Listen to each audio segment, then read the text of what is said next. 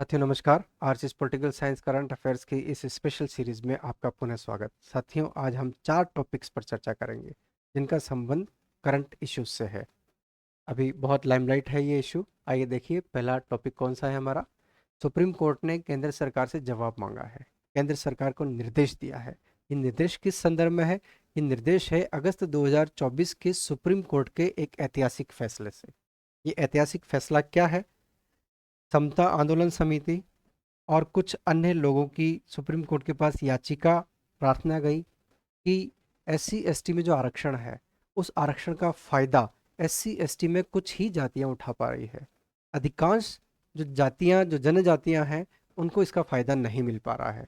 इसलिए इन जातियों में भी सब कैटेगरी डिफाइन की जाए, जिससे उन लोगों को भी फायदा मिल सके जो इसका फायदा नहीं उठा पा रहा है। और भारतीय संविधान की प्रस्तावना और संविधान निर्माताओं का जो मूल भाव था सामाजिक न्याय, वो सामाजिक न्याय यहाँ पर एस्टेब्लिश हो सके। सुप्रीम कोर्ट क्या कहता है?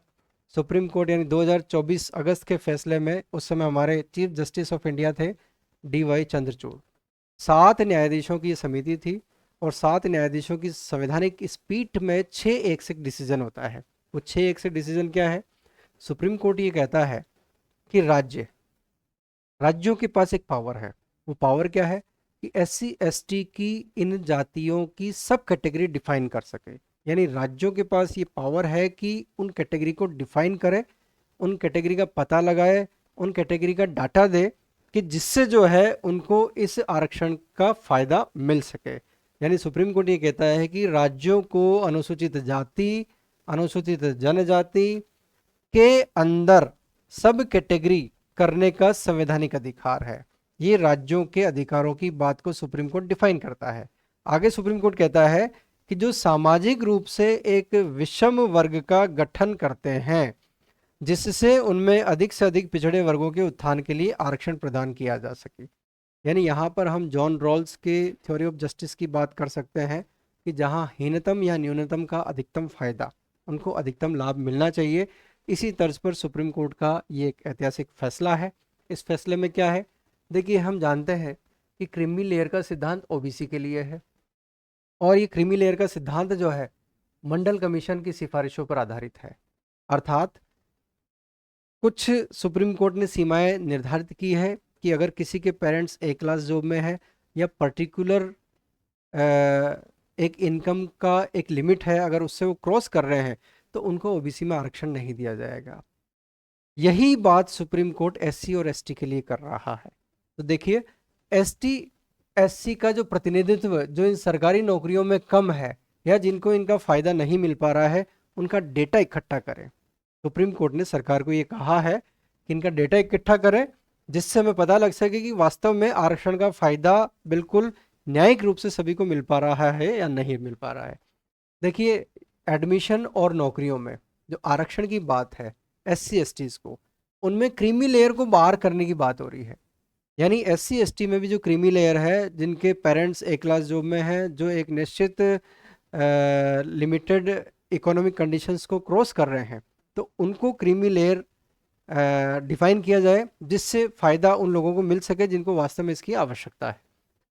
केंद्र और राज्य उन मापदंडों को तय करेगा, ये सुप्रीम कोर्ट कह रहा है सरकार को, जिनके आधार पर एससी एसटी वर्ग के संपन्न लोगों को, यानी एससी एसटी के जो क्रीमी लेयर से, उनको आरक्षण नहीं मिलना चाहिए, जिससे उन लोगों को जिनको इनका फायदा नहीं मिल पा रहा है, जो बिल्कुल समाज का बिल्कुल अंतिम छोर पर जो व्यक्ति बैठा है, जिसके साथ अन्याय हो रहा है, जिसको समानता की वास्तव में आवश्यकता है, उसको इसका फायदा मिल सके।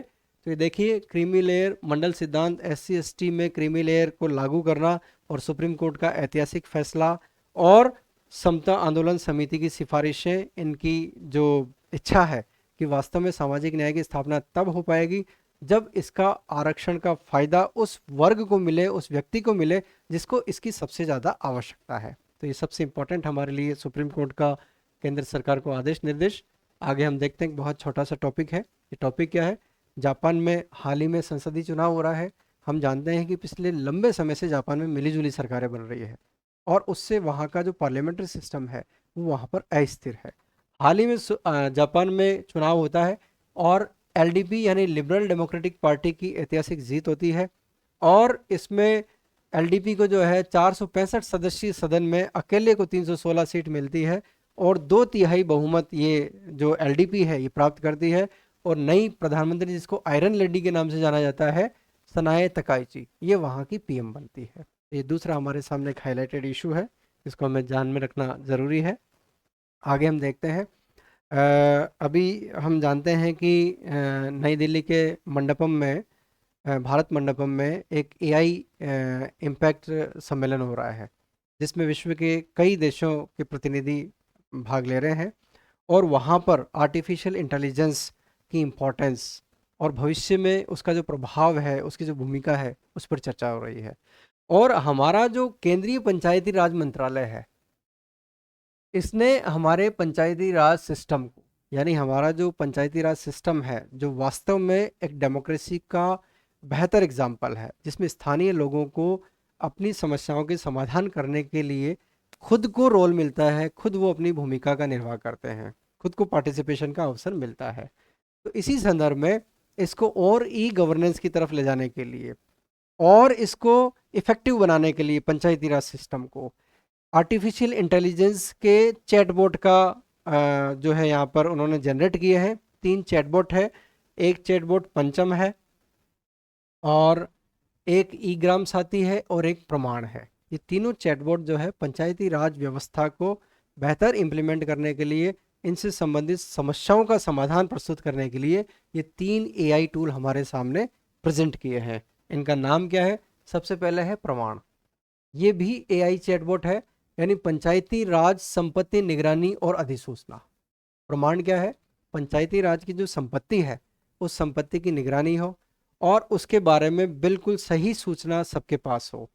यानी देखिए कि पंचायती राज संपत्ति निगरानी के लिए अपलोड की गई संपत्ति तस्वीरों के स्वचालित सत्यापन के लिए और उनकी जो पिक्चर है उसके एनालिसिस के लिए एक प्रणाली है, जिसमें क्वालिटी, गुणवत्ता मूल्यांकन, प्रामाणिकता की जांच और डुप्लीकेशन का पता लगाना शामिल है।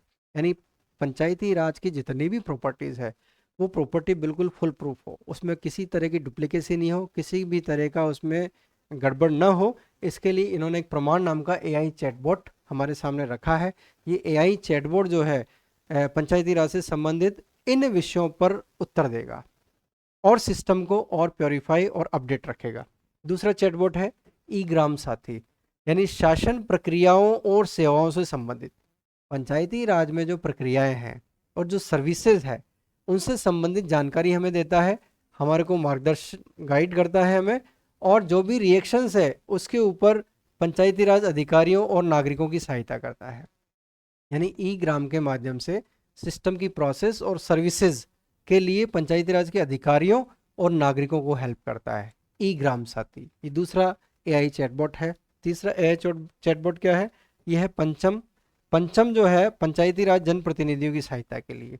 यानी ये तीनों एआई टूल जो है पंचायती राज में विभिन्न तरह के प्रश्नों का जवाब देता है, पंचायती राज सिस्टम को अपडेट रखता है और बहुत इंप्रेसिव रखता है। तो पंचायती राज सिस्टम में केंद्रीय पंचायती राज मंत्रालय द्वारा एआई चैटबॉट का उपयोग और इनके नाम हमारे लिए बहुत महत्वपूर्ण है। आगे देखते हैं हम क्या है।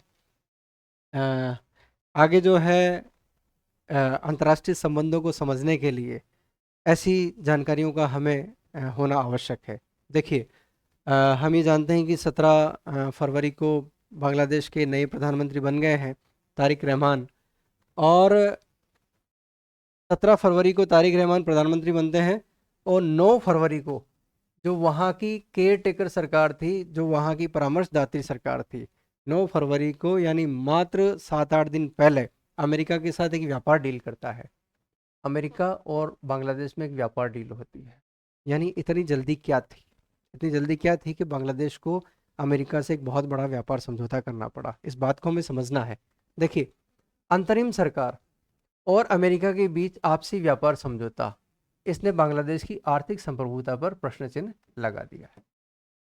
हमें यह समझना होगा कि आज विश्व में जहाँ भी जो कुछ भी हो रहा है, चाहे हम 2003 के इराक मामले की बात कर लें या हम वर्तमान में जो ईरान में जो रिजिम चेंज की बात हो रही है, उसकी स्थिति को देख लें, या गल्फ कंट्रीज में जितने भी ऐसी जगह है, जितने भी ऐसे देश हैं जहां पर अमेरिका का सीधा प्रभाव है, वहां पर हो क्या रहा है? वहां पर जो जैन जेड का आंदोलन हो रहा है, वास्तव में सच्चाई यह है, या इस सच्चाई के पीछे छिपा हुआ कोई अन्य सच है? तो देखिए, इतनी जल्दी और इतनी हड़बड़ी में अमेरिका ने बांग्लादेश के साथ एक समझौता किया, और इस समझौते से क्या होता है? बांग्लादेश की आर्थिक संप्रभुता पर एक क्वेश्चन मार्क आ जाता है। और इस क्वेश्चन मार्क का प्रभाव क्या होगा कि अभी जो नए जो प्रधानमंत्री बने हैं तारिक रहमान, वो बांग्लादेश की समस्याओं से दो चार होंगे या अमेरिका से दो चार होंगे? देखिए, हमें ऐसा लगता है कि बांग्लादेश में जो कुछ हुआ, जैन जेड का आंदोलन कह दें, या वहाँ का युवाओं का आक्रोश कह दें, या और कोई कारण उसको कह दें, लेकिन वास्तव में ऐसा महसूस होता है कि ये सब कुछ स्पॉन्सर्ड था। यानी अमेरिका अपने राष्ट्रीय हितों की पूर्ति के लिए किसी भी देश में जाके कुछ भी कर सकता है। शायद यही हमें महसूस हो रहा है। हमें इस बात को समझना होगा कि वास्तव में पर्दे के सामने क्या हो रहा है, और पर्दे के पीछे उस रंगमंच के नाटक की कठपुतली की डोर किसके हाथ में है। इस बात को हमें समझना होगा, जिससे हम अंतर्राष्ट्रीय संबंधों के इन विभिन्न घटनाओं का एक स्पेसिफिक और बिल्कुल जस्टिफाइड जो है, हम उसका एक मूल्यांकन कर पाएंगे। देखिए, व्यापार, ऊर्जा और सुरक्षा, इन तीन से संबंधित समझौता होता है। और जो मुख्य सलाहकार है, अमेरिका से समझौता कैसे कर सकते हैं? जल्दबाजी में अमेरिका से बाध्यकारी समझौता क्यों? यानी अमेरिका में नई सरकार बनी है, ये हमारे लिए महत्वपूर्ण है, लेकिन 9 फरवरी 2026 का ये समझौता भी हमें समझना होगा, जिससे हम अंतर्राष्ट्रीय संबंधों में क्या हो रहा है उसका पता लगाएंगे। अमेरिका क्या चाहता है, अमेरिका के राष्ट्रीय हित क्या है, और किस तरह से वो अन्य राष्ट्रों का मिसयूज करता है। अमेरिका से हुए समझौते में कहा गया है कि अगर बांग्लादेश किसी देश, ऐसे देश के साथ नया डिजिटल व्यापार समझौता करता है, यानी अगर अब बांग्लादेश कोई समझौता करेगा किसी भी राष्ट्र के साथ जो अमेरिका के जरूरी हितों को खतरे में डालता है, देखिए इस समझौते की ये शर्त है, इससे हम समझेंगे कि अमेरिका की क्या भूमिका है। तो वाशिंगटन इस समझौते को खत्म कर देगा और टैरिफ कई गुना वापस बढ़ा देगा। यानी ये इनडायरेक्टली अमेरिका की धमकी है। 9 फरवरी 2026 को अंतरिम सरकार और ट्रंप प्रशासन के बीच समझौता हुआ। बांग्लादेश को किसी ऐसे देश से कोई भी परमाणु संयंत्र, फ्यूल रोड, संवर्धित यूरेनियम खरीदने से भी रोकता है, और अमेरिका के जरूरी हितों को खतरे में अगर कोई डालने की कोशिश करेगा तो अमेरिका उस पर एक्शन लेगा। कहने का मतलब यह है कि इतनी जल्दी अमेरिका के साथ बांग्लादेश को यह निर्णय करने की क्यों आवश्यकता पड़ी? यानी कोई ना कोई बांग्लादेश की ऐसी मजबूरी है कि वहाँ की अंतरिम सरकार ने अमेरिका के साथ इतना बड़ा डिसीजन ले लिया। ये डिसीजन बांग्लादेश की संप्रभुता पर और विशेष रूप से आर्थिक संप्रभुता पर एक क्वेश्चन मार्क लगाता है। तो हमें इस पूरे अंतर्राष्ट्रीय इंटरनेशनल सिनेरियो को समझना होगा कि वास्तव में जहाँ जहाँ भी जिन जिन राष्ट्रों में जो ट्रबल्स है, गृह युद्ध है, या वहाँ की जो परेशानियाँ हैं, उन परेशानियों के कारण वास्तव में उस देश की परेशानियां हैं या किसी अन्य देश का इंटरफेयर है। तो बांग्लादेश और बांग्लादेश और अमेरिका के इस व्यापार समझौते से, जो वहाँ की अंतरिम सरकार करती है बांग्लादेश की, इस समझौते से हम समझ सकते हैं कि वास्तव में इस विश्व में क्या चल रहा है। क्या महाशक्तियाँ अपनी दादागिरी कर रही है, या वास्तव में उन देशों की ऐसी परिस्थितियां हैं? तो इस समझौते के माध्यम से हम इस इंटरनेशनल सिनेरियो को समझ सकते हैं। तो आज इन 4 टॉपिक्स पर हमने चर्चा की। मुझे अपेक्षा है कि हमारे लिए फ्रूटफुल साबित होगा। Thank you.